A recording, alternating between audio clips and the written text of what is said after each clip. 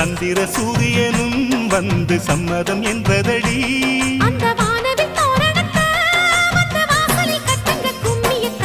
செம்பருத்தி பூ சேலைய கட்டி படிக்குது ஒரு பாட்டு, இது பருவத்தோட கூத்து.